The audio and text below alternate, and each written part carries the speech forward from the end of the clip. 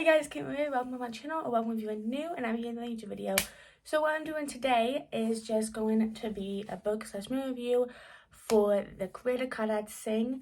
There's going to be spoilers for the book and the movie, so if you have not read the book or seen the movie, you guys can leave if you care that much.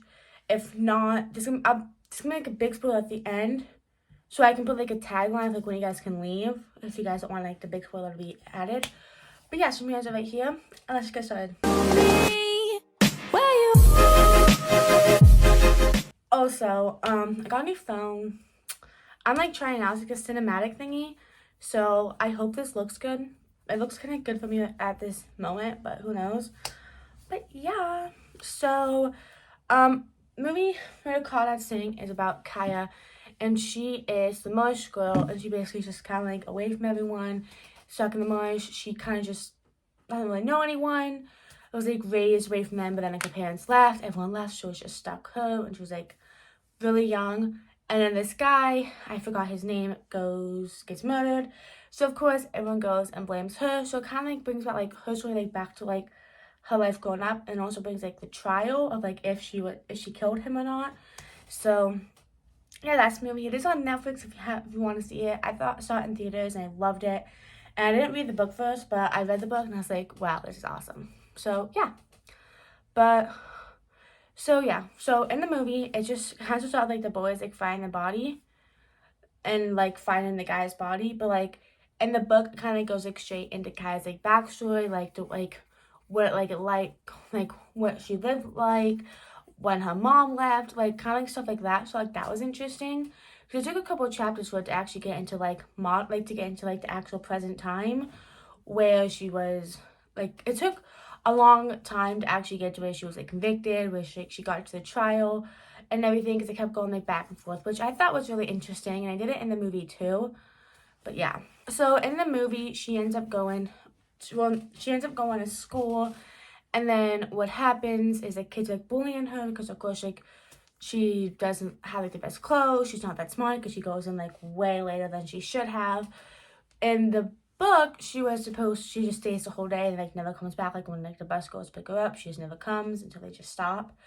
But in the movie, she ends up just running out and then never coming back. So I thought that was interesting and everything.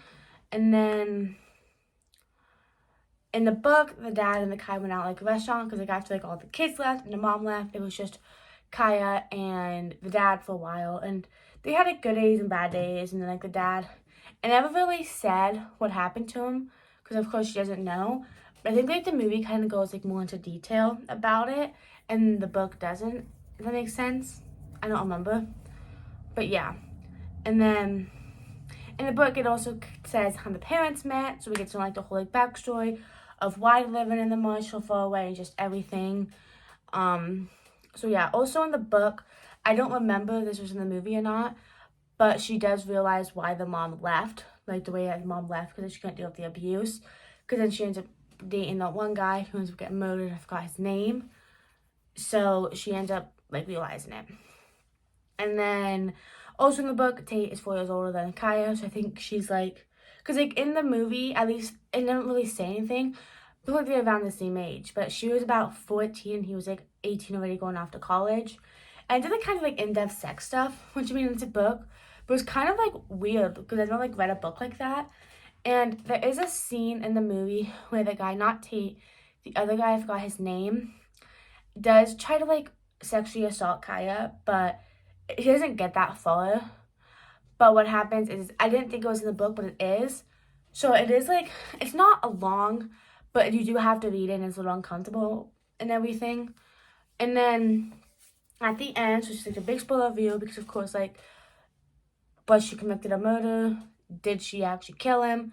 We're gonna talk about that. So she ended up getting not guilty. Like, it was really cool how like they did it. Like, you have to do all this stuff to be able to kill him in this like short amount of time.